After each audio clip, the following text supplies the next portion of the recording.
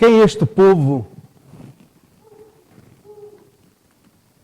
Foi o primeiro corozinho que as crianças cantaram e nós também.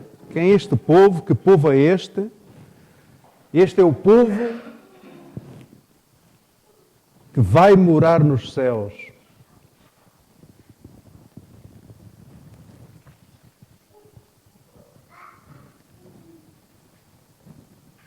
Eu trago uma meditação, mas antes de falar mais alguma coisa, vamos ler a palavra de Deus. Lucas capítulo 16, e vamos ler somente um versículo deste texto, que está relacionado exatamente, o título diz assim, a parábola do rico e Lázaro. Vamos ler somente o versículo 23. Eu convido um irmão, a favor de poder fazer a leitura, ou de fazer a leitura exatamente deste versículo 23.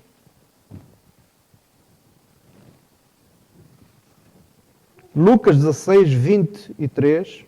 E no inferno ergueu os olhos, estando em tormentos, e viu ao longe Abraão e Lázaro no seu seio. Obrigado. Outro irmão, se fizer favor, Mateus capítulo 20, versículo 28.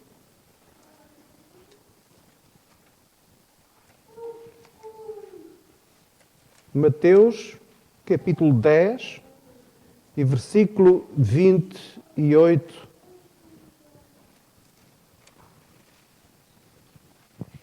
E não mais matam o corpo, e não matam a alma, semelhante àquele que pode fazer parecer no inferno a alma e o corpo. Curioso, não é? É o oposto daquilo que diz aquele coro, eu irei morar no céu. E aqui o Senhor está a falar do inferno, não é?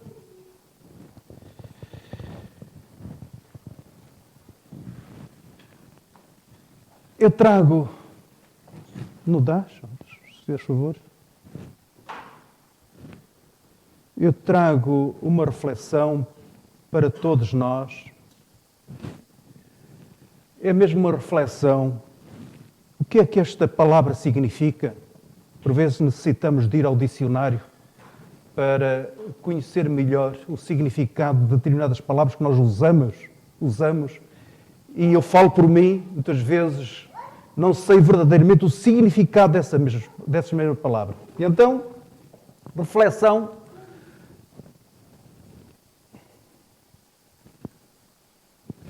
Isto não está a funcionar, só. Reflexão, há mais coisas, mas significa ato de pensar profundamente. E é isto que desejo que pensemos nesta manhã profundamente em relação àquilo que vamos ouvir. Ato de pensar profundamente sobre algo, analisar os próprios pensamentos, sentimentos e ações. Nós precisamos, por vezes, de silêncio, fazermos uma introspeção, analisarmos a nossa vida, não é? De modo particular, o nosso relacionamento com Deus. Precisamos de reflexão, precisamos refletir, não é? E a nossa reflexão nesta manhã baseia-se exatamente nisto mesmo. Onde vou passar a eternidade?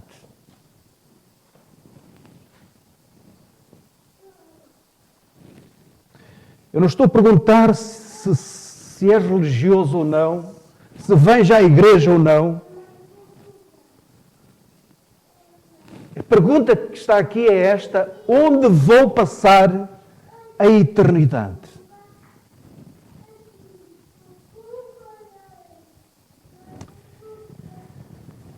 Paulo faz referência ou profetiza em relação aos últimos dias, e eu creio que é da presente dispensação da sua graça. E ele diz o seguinte, ou o Espírito do Senhor conduziu a escrever estas palavras. Sabe, porém, está a escrever a Timóteo. Sabe, porém, isto, que nos últimos dias sobrevirão-se tempos trabalhosos,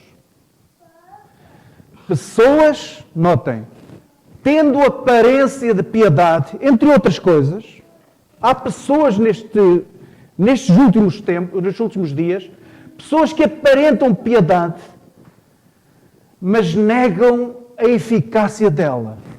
Destes, afasta-se, diz o apóstolo. A recomendação, exatamente, dada a Timóteo, seu amado filho. Eu procurei outras traduções da Bíblia em relação a este versículo e achei curioso esta tradução. É a versão viva brasileira e diz aqui o seguinte: irão à igreja, ou hoje, sabe para isto que nos últimos dias temos através, ou a pessoas que irão à igreja. Curioso. Talvez seja mais atual esta linguagem, não é para os dias de hoje. Irão à igreja, sim, porém não acreditarão realmente em nada do que ouvem. Isto é forte. Isto é forte. Não se deixe enganar por gente assim.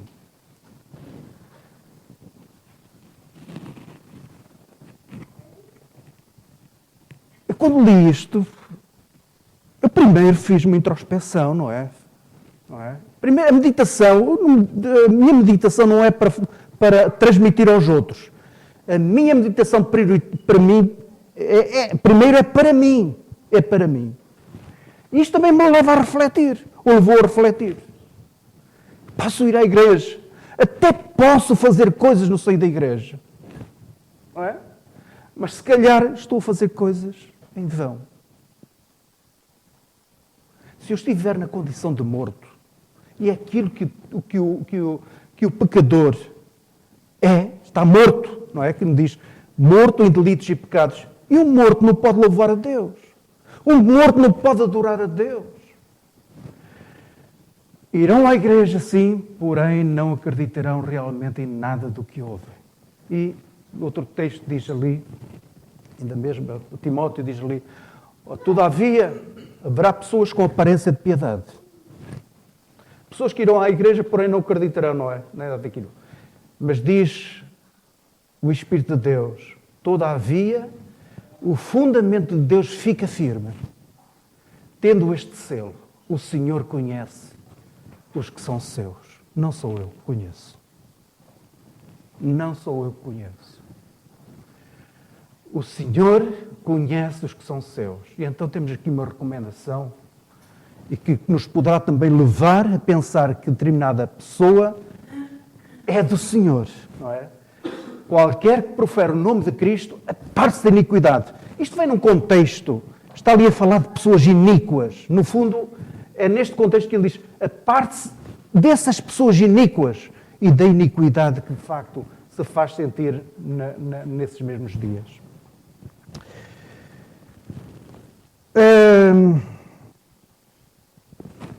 Tendo por base exatamente este contexto, Deus conhece, ou o Senhor conhece os que são seus. Considero, neste contexto, esta reflexão que nós vamos ter será para toda a plateia presente. Não é para ninguém exclusivo. Será para toda a plateia presente, para todos fazermos uma introspecção.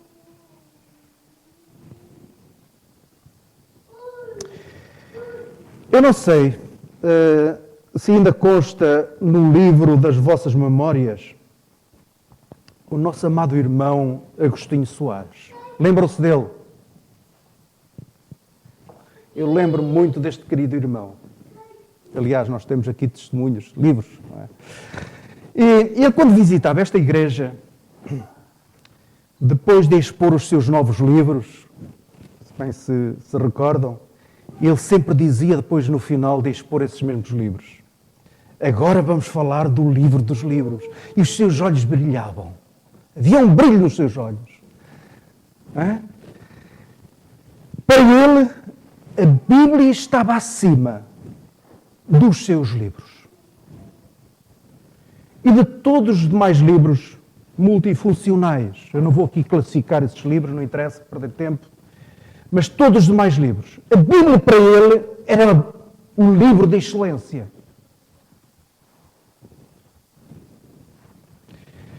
Eu não sei, mas Deus sabe qual a importância que este livro, a Bíblia que nós chamamos de Bíblia, não é?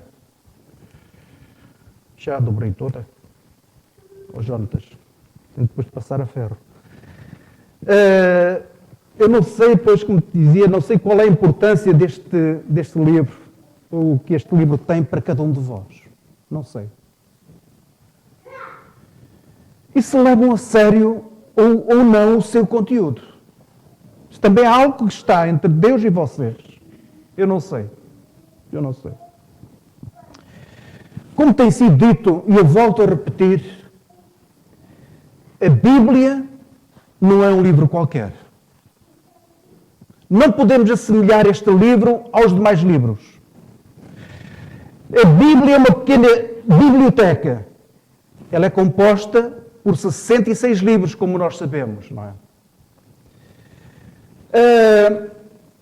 Escritos por 40 pessoas diferentes, culturas e épocas diferentes. Escrita em 3 línguas: hebraica, aramaica e grega. E notem, e por um período de 1500 a 1600 anos. Não é coisa pouca, pois não. Escrita durante este período. E além disso, conta uma mesma história, onde tudo está conectado. A única resposta que eu encontro para este livro é Deus. Não encontro outra resposta. Deus como autor ou como arquiteto, como queiram. Sobre este livro, pelo menos no meu entendimento, só podemos ter 2 visões.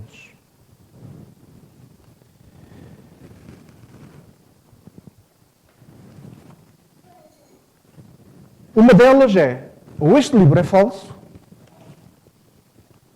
ou este livro é falso, e sendo falso, não faz sentido levar este livro em consideração, não é? Ou então é verdadeiro. E a ser verdadeiro,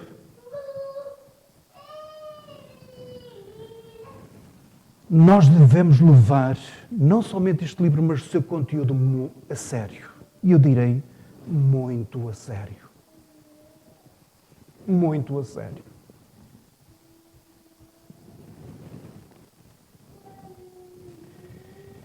Eu não sei qual é a vossa visão acerca deste livro. Não sei se ele é muito importante ou pouco importante para vocês. Eu posso dar o meu testemunho. Eu tenho o meu testemunho a respeito deste livro. Eu tenho este livro como livro de inspiração divina. Lembro-se daquele versículo que o apóstolo Paulo também escreveu. Toda a Escritura é inspirada por Deus, não é? 2 Timóteo, capítulo 3, versículo 16. Toda a Escritura é inspirada por Deus. Não se esqueçam disso. Não é o mero homem que está aqui. É exatamente a inspiração, o Espírito de Deus nesta revelação. E assim sendo, pelo menos para mim é, bem cedo, levei este livro e o seu conteúdo a sério. E direi muito a sério. E continuo a levar muito a sério este livro e o seu conteúdo. Mesmo muito a sério.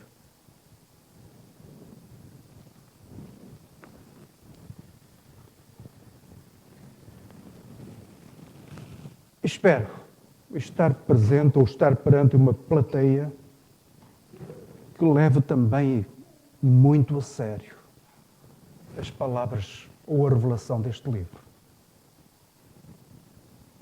Se tal não se verifica,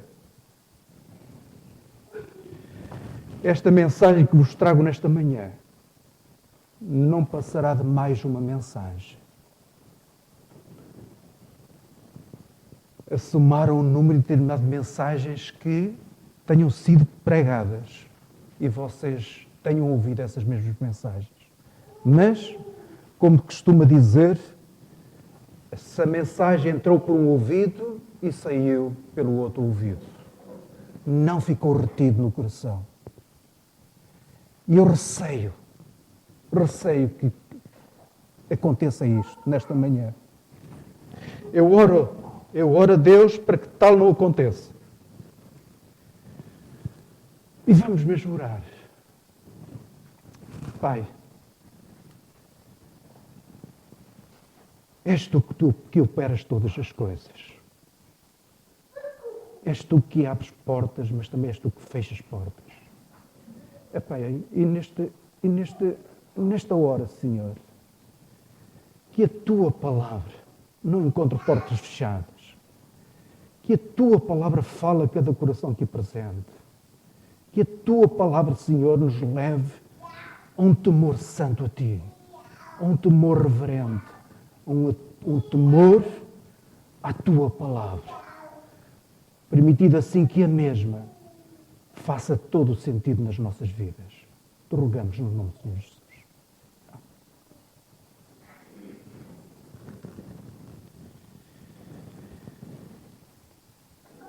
Eu estou consciente de que não me assiste a capacidade de alterar a vossa forma de pensar. Essa capacidade pertence a Deus e não ao homem. Nós unicamente somos instrumentos usados por Deus. Mas é o Espírito que faz uso das palavras e do modo particular as palavras que encontramos aqui para falar exatamente aos nossos corações. E, aliás, nós lemos esta verdade na segunda Epístola a Timóteo, capítulo 2, versículo 25, é que é Deus que opera exatamente esse arrependimento. E exposto isto, nós vamos ao nosso tema, que eu vou procurar ser breve. Então o nosso tema é onde vou passar a eternidade. Onde vou passar? Está ligado exatamente ao crédito que nós damos a este livro. Onde vou passar a eternidade? A Bíblia fala-nos de verdades que o ser humano não gosta, nós mesmos, não é só em relação aos outros, nós mesmos não gostamos de ouvir. Tais como pecado, não é?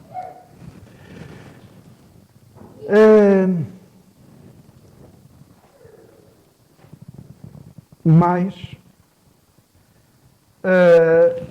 e falar a alguém que determinada pessoa é um pecador, não é? Se alguém não gosta de ouvir. Quando nos falaram nós, se calhar também nós não gostamos de ouvir, não é? Além do pecado, a morte. Ainda que seja tão evidente, não é irrefutável a morte, mas falar da morte, parece que não gostamos muito de falar sobre ela. Mas é uma realidade. Quando eu fiz algumas pesquisas sobre isto e notem isto, estatisticamente morrem, sabem, cerca de 2 pessoas por segundo. Olha, um segundo... 2 pessoas por segundo. No mundo, não é? Com aproximadamente 150 ou 180 mil mortes diárias. E 60 milhões por ano. 60 milhões são 6 vezes a população de Portugal, não é? A morte é irrefutável. Eu não direi que é a coisa mais certa que nós temos. Para mim, não. Em face do conhecimento que eu tenho das Escrituras, a coisa mais certa que eu tenho é exatamente a vinda do Senhor. E ela pode acontecer a todo momento. A morte será colocado em segundo lugar. Mas, se o Senhor não vier, eu também passarei pelas portas da morte. Não é? Se o Senhor não vier enquanto eu existir, passarei pelas portas da morte. Mas, para o crente, não há qualquer problema nesse sentido. Não é? Sabemos que é ausente deste corpo presente com o Senhor. Mas é tão evidente, não é? A morte também, não gostamos muito de ouvir falar dela, nem gostamos de falar sobre a morte. Outras coisas que não gostamos também de ouvir é sobre o inferno. Sobre o inferno. E cada vez mais se prega, ou cada vez menos se prega sobre o inferno. Não sei porquê. Mas é mais no evangelho humanista, não é? O evangelho social. O evangelho que não pode mudar exatamente a pessoa se está perdida, não altera em nada.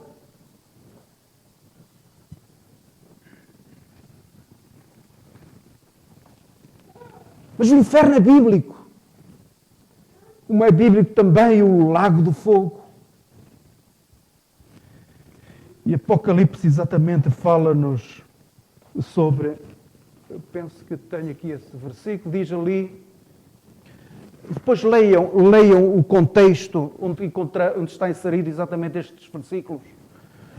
E diz ali, a morte e o inferno foram lançados no lago de fogo. E esta é a segunda morte. Ou seja, o inferno, aquilo que acontece, a morte fala-nos de separação, não é? Fala-nos de separação. Em relação ao perdido, quando parte para a eternidade, e se não for reconciliado com Deus, ele é separado exatamente para o inferno. Esta é a primeira separação. Mas no futuro, no dia do juízo, que vai acontecer, Apocalipse, neste capítulo fala-nos sobre isso, os mortos hão de ressuscitar. O próprio inferno dará os seus mortos.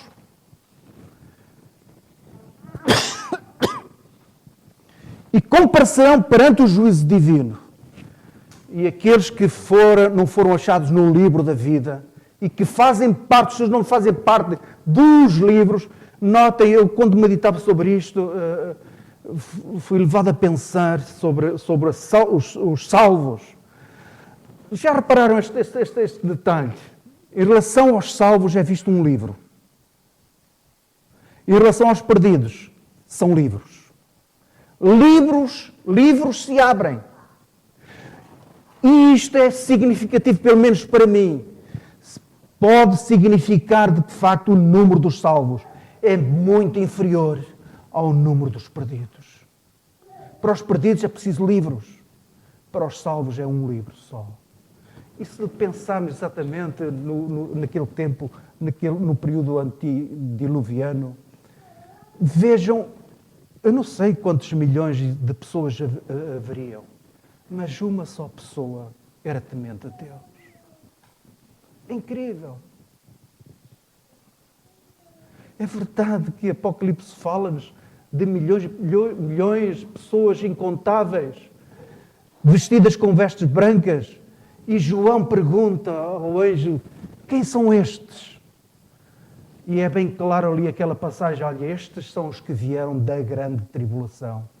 No período da grande tribulação vão haver muitas pessoas que se vão salvar. Mas antes, não sei qual é o número. Não sei. Sei que vai haver um livro onde constam os nomes dos salvos pela graça de Deus. Eu já não sei onde é que eu queria, já estou a alterar aquilo que eu pretendia falar.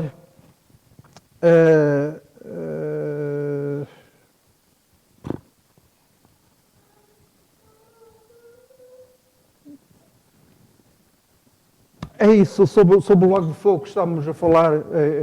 Ok. E estas são algumas das verdades. Podíamos falar noutras, mas não vou falar. Que nós não gostamos de ouvir falar. Mas são bíblicas. Mas são bíblicas. Não é? Quer gostemos, quer não, são verdades e que não devemos ignorar. Sob pena de virmos a sofrer as consequências das nossas escolhas e atitudes. Deus nos dá a liberdade para escolhermos. Mas cuidado. Não é? Mas cuidado. Sabemos que no mundo secular, e de um modo particular no campo da justiça ou na esfera da justiça, a nossa ignorância em relação às leis, claro, as leis que nos regem, não é argumento que impeça que a justiça seja feita, não é? A nossa ignorância, se nós, quando cometermos alguma asneira na estrada e formos apanhados por isso, e é preciso puxar-nos a atenção e dissermos, eu desconheci isso. Isso não vai valer de nada, não é? Não vai valer de nada. Porque todo o cidadão é responsável em conhecer as leis que nos regem, não é? E muito menos, pois, no tocante ao desprezo em relação a essas mesmas leis. Então ainda pior. Não é? E o mesmo sucede na esfera espiritual. As nossas escolhas e decisões vão determinar onde vamos passar a eternidade.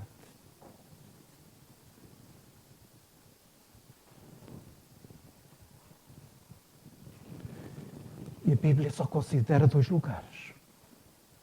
Não há lugar intermédio. Isto é muito sério. Há um lugar de bênção, seja o céu ou no milénio a terra, não deixa de ser um lugar também de bênção, mas na presente dispensação é exatamente o céu ou o inferno. Não há lugar intermédio.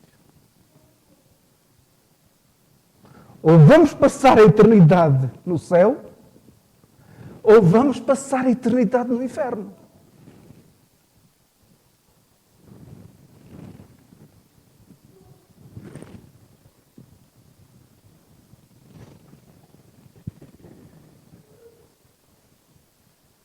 Quando a Bíblia nos informa que todos pecaram e separados estão da glória de Deus, e temos isto de Romanos, eu tenho aqui o versículo, porque todos pecaram e destituídos ou separados ou privados e estão da glória de Deus. Eu direi que a maioria das pessoas não concorda com tal afirmação. Isto porquê? Porque se comparam com outros para se sentirem melhor. No fundo é isto. Pensam que desde que não sejam tão ruins quanto assassinos, ladrões, pedófilos, podíamos acrescentar outros, consideram-se basicamente bons. Eu não cometo isto, não cometo aquilo, eu sou bom, não é? Quando comparado com o nosso semelhante. Comparado com o nosso semelhante. Mas isto é o que pensa o homem. Isto é o que pensa o homem. Mas Deus nos lembra que somos um desastre total. Somos um desastre total. Sujeitos à ruína e à condenação eterna. E João fala-nos também sobre isto. Quem crê nele, em Jesus, não é condenado. Mas quem não crê, notem, já está condenado. A pessoa que não crê no Senhor Jesus Cristo é uma pessoa que está sob a condenação de Deus. Já está condenada. Porquanto não crê no nome do unigênito Filho de Deus. Sobre aquele que não crê, a condenação paira sobre a sua cabeça.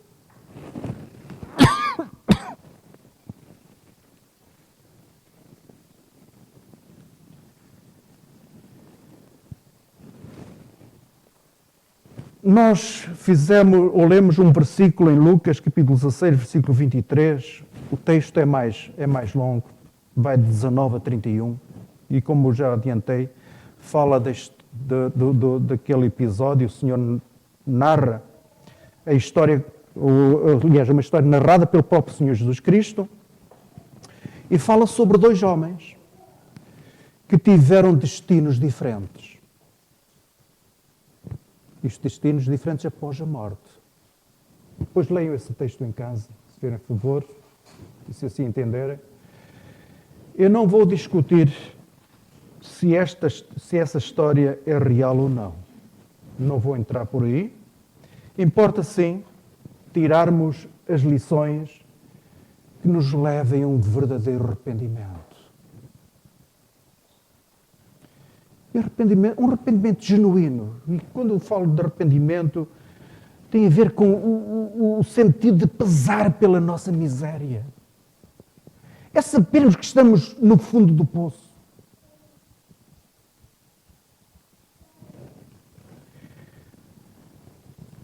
E ao mesmo tempo, sermos levados à conversão. E o que é que eu quero dizer com isto? São palavras que muitas vezes também não se usam, mas são bíblicas também. E a conversão é uma transformação e mudança de mente e coração. E isto em relação ao perdido, como em relação ao salvo. Nós corremos o risco de nos tornarmos religiosos simplesmente. E a conversão implica mais do que isso.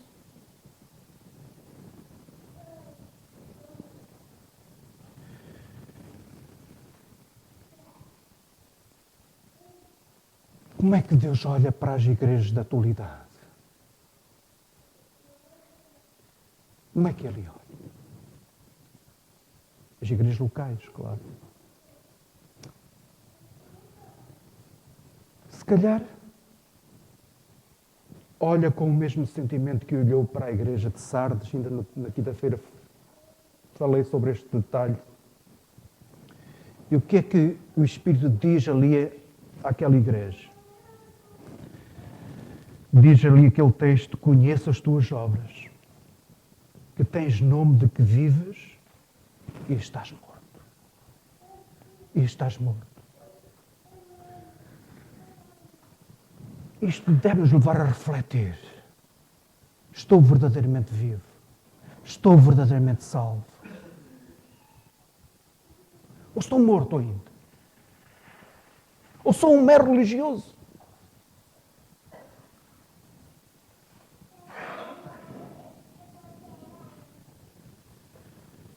Conheço as tuas obras, que tens nome de que vives e estás morto. Como é que Deus está a ver esta igreja? E como sabemos, as igrejas são compostas por pessoas. Como é que Deus está a olhar para mim e para cada um de vós? Qual é o sentimento que Ele tem em relação a cada um de nós, em particular? Eu não sei.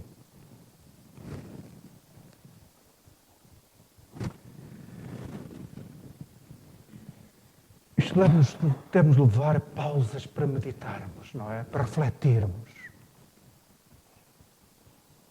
Para fazermos introspeção. Em relação às parábolas, como temos aquele título ali, a parábola do rico e do Lázaro, nem sempre os títulos, aliás, nenhum título é inspirado por Deus, não é? É o homem que colocou ali aqueles títulos. Mas em relação às parábolas, nós devemos nos lembrar de que as parábolas de Jesus transmitem, por meio de ilustrações, ensinamentos e princípios reais. E isto é o que deve contar para cada um de nós, quando lemos exatamente essas mesmas parábolas do Senhor. E isto é importante. Porque é que eu digo que é importante? Porque algumas pessoas tentam anular verdades fundamentais do ensino do Senhor neste relato, em relação ao inferno. Por exemplo, alguns negam a realidade do inferno e a consciência após a morte. E eles apoiam-se exatamente na desculpa de que o relato é uma parábola. O que é uma parábola? Pois, uma narrativa alegórica ou simbólica. Não tem como real.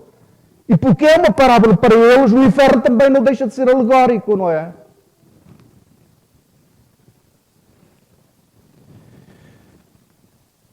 E este é um sussurro do diabo na mente das pessoas, e muitos já que se têm deixado levar exatamente por esse sussurro.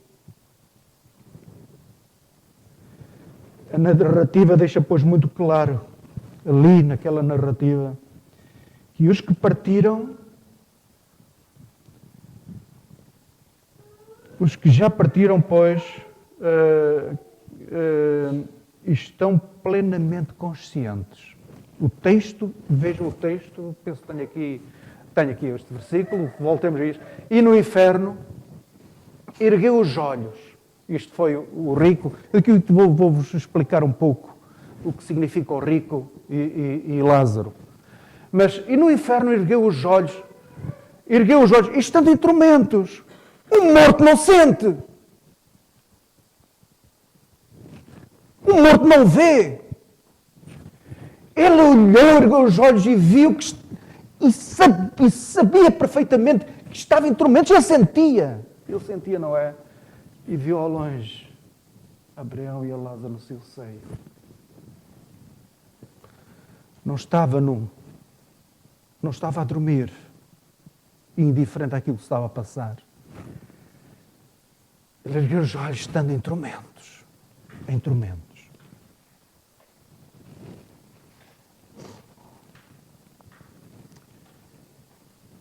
São muitas lições que nós podemos tirar aqui deste texto. Não os vou tirar todas, também não tenho essa pretensão. Que vou deixar algumas com os irmãos e amigos, com a plateia presente, deixem-me falar assim. Podemos aprender, pois, deste relato sobre o rico e o Lázaro.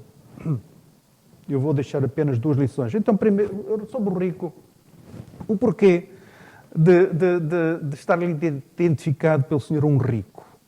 Um rico, e depois temos Lázaro. O rico ali é uma figura exatamente do fariseu. Se lermos o contexto, e se quiserem lá ir, muito rapidamente, eu prometi a mim mesmo não demorar muito tempo. Vamos de novo a Lucas, se estiverem lá.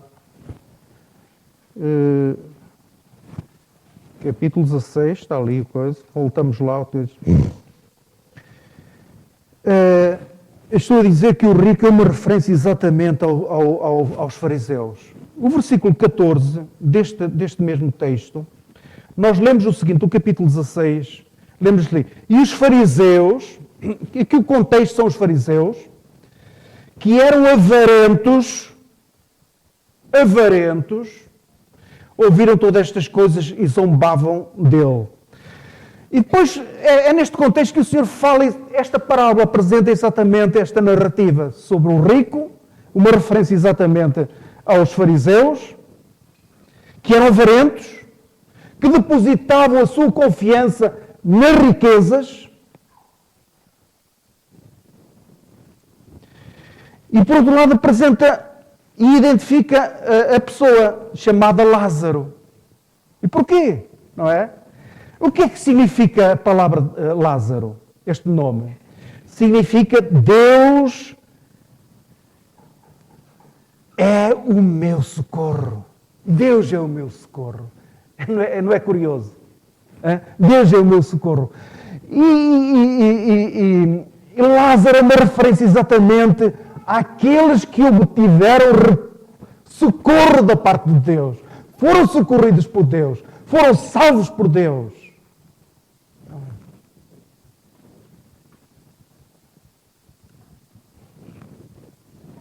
Deixem ficar aí, capítulo, vamos ver aqui mais mais um detalhe.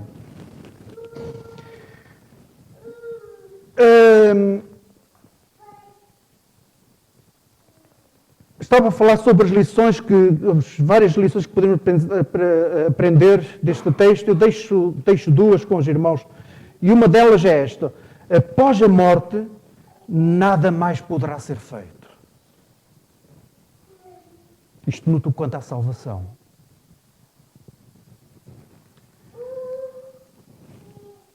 Ou nos reconciliamos com Deus enquanto vivemos, depois de partirmos para a eternidade. Já não há essa possibilidade.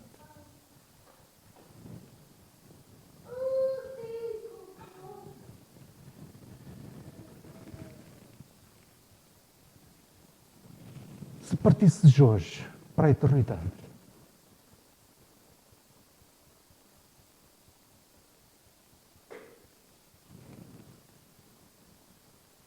sem estar reconciliado com Deus, há um lugar que te espera.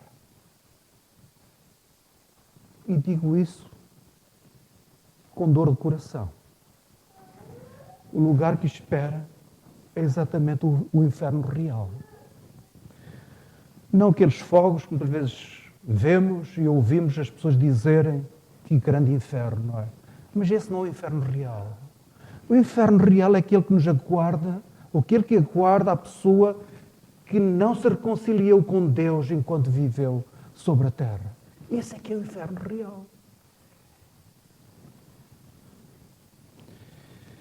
Uma outra lição que aprendemos é que o sofrimento é eterno e sem alívio. Ouvimos muitas histórias. Eu quero ir para o inferno, não é? É ali que estão as vedetas, não é? E é com elas que eu vou viver, que bom, não é?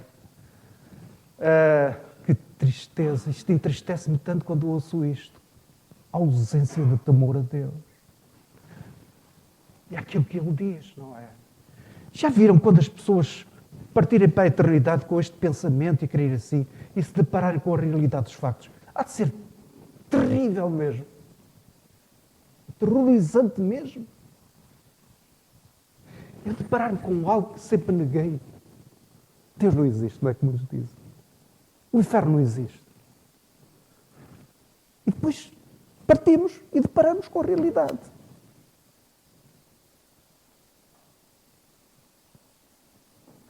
E depois não há possibilidade de mudança.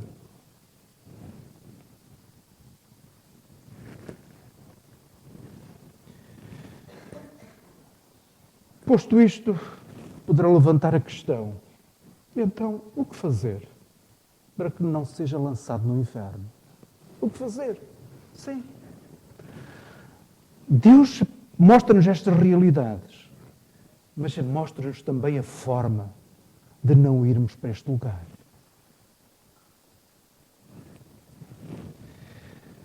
A Bíblia deixa bem claro, e o texto, leiam todo aquele contexto, a Bíblia deixa bem claro que a autojustificação não pode livrar ninguém do inferno.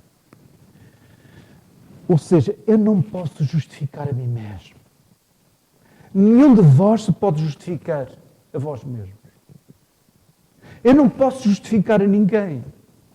Vocês também não me podem justificar a mim. A autojustificação, então, não nos livra do inferno.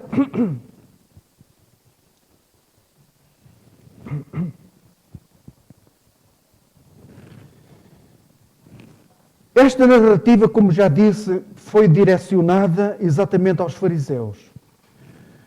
Pessoas que se achavam, ou que achavam que poderiam se apoiar na justiça própria. E por isso é que eu pedi para permanecerem exatamente nesse texto. No versículo 15, quem é que lê? Já agora, se fizerem favor, quem é que lê este versículo 15 do capítulo 16 de Lucas?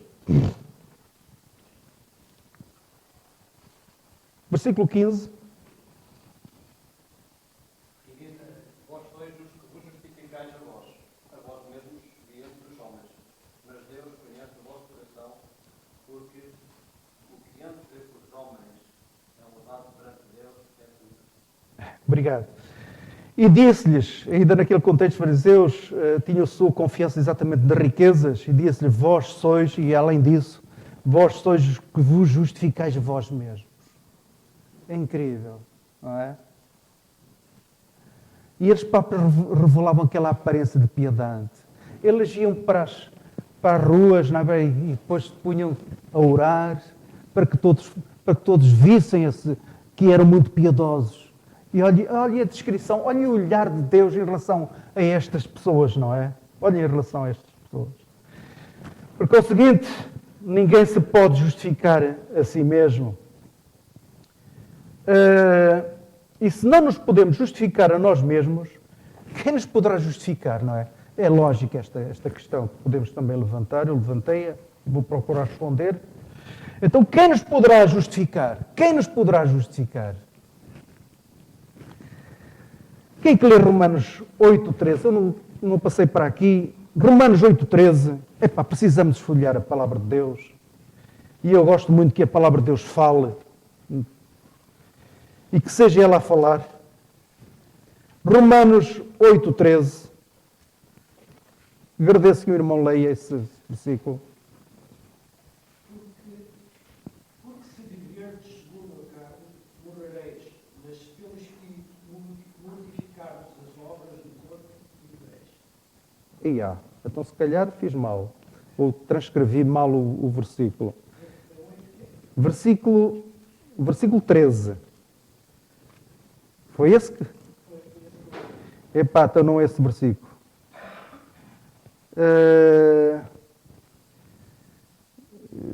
Não é esse versículo. Que está relacionado exatamente, é Deus quem nos santifica, é Deus quem nos justifica. Se algum irmão encontrar, tiverem até é o 33, pois já errei aí. Já agora, se faz favor, lê Marcos. 33, 34, pois. Quem tentará acusação contra os filhos de Deus? É Deus quem os justifica. É isso. Quem os condenará? Pois é Cristo quem morreu, ou antes quem ressuscitou, dentre os mortos, do qual está direito de Deus e também recebe. Obrigado. Quem intentará acusação contra os escolhidos de Deus? É Deus quem os justifica. Ou seja, é Deus que justifica o homem. É Deus que justifica o homem na sua graça, com base na sua graça. Porque o homem é digno exatamente da condenação eterna. Mas Deus, na sua graça, justifica o homem. Justifica. Qual é o meio usado por Deus para essa justificação? Conhecemos todos aquele versículo do capítulo 2, versículo 8 de Efésios. Porque pela graça sois salvos, não é? Pela graça de Deus, sois salvos. É Deus que justifica. O meio usado, a fé, por meio da fé. E isto não vem de vós, para que ninguém se glorie, mas é dom de Deus. É dom de Deus, não é? E então, o meio é exatamente a fé. Mas a fé há muitas fés. Eu estive a ler em relação ao mundo islâmico o que é que eles pensavam sobre o Senhor Jesus Cristo. E eles também creem no Senhor Jesus Cristo. Não é o simples facto de crer em Jesus que a pessoa está salva. Como é que estamos a crer em Jesus? Eles creem que, de facto, Jesus foi um profeta à semelhança de tantos outros profetas, mas não passa disso. Não passa disso. Então, crer sim em quem? Cremos em Jesus Cristo, e Atos fala-nos sobre isso, porque nenhum nome há dado entre os homens pelo qual devais ser salvos, não é? E em relação ao Senhor Jesus Cristo, Atos capítulo 4, versículo 12, nós lemos isso mesmo. Mas em Jesus Cristo, mas também na sua obra sacrificial. Não podemos desassociar exatamente a obra que ele realizou ao Senhor da obra. Se o Senhor tivesse só vindo e não tivesse realizado a obra, nós estaríamos salvos. Se o Senhor tivesse vindo e tivesse realizado a obra, mas não tivesse ressuscitado, não estaríamos salvos. Tudo está interligado. Então, o meio é a fé em quem? Em Jesus Cristo. No quê? Sua obra sacrificial. Eu não tinha a possibilidade de me remir a mim mesmo. Mas Cristo, por meio da sua morte, por meio do seu sacrifício na cruz, crendo nesse sacrifício, pôde-me reconciliar com o Pai. É incrível, não é? Fantástico. Este plano de Deus é fantástico. E esta é a fórmula de salvação, até passei para aqui, eu termino já. A fórmula de Deus para a presente dispensação. Ainda um dia devemos falar sobre as fórmulas de Deus noutras dispensações, mas na presente dispensação é esta fórmula. É a graça de Deus, mais a fé em Cristo Jesus e sua obra sacrificial. E isto é igual a salvação. Não vemos aqui uma única obra humana. Não é? Não vemos aqui a autojustificação. Foi Deus, pela sua graça, que nos propôs esta fé exatamente em Cristo Jesus e sua obra sacrificial. E nos garante esta salvação. Salvação não temporária, mas eterna. Mas eterna. E eu termino com um versículo. 1 Timóteo capítulo 1, versículo 15. Aliás, podemos ver esta fórmula ali em Efésios capítulo 2, versículo 8. 1 Timóteo capítulo 1, versículo 15 diz assim: esta é uma palavra fiel e digna de toda a aceitação, que Jesus Cristo veio ao mundo, notem, para salvar os pecadores, dos quais eu sou o principal. Mas por isso alcancei misericórdia, para que em mim, que sou o principal, Jesus Cristo mostrasse toda a sua longanimidade, para exemplo dos que haviam de crer nele, para a vida eterna.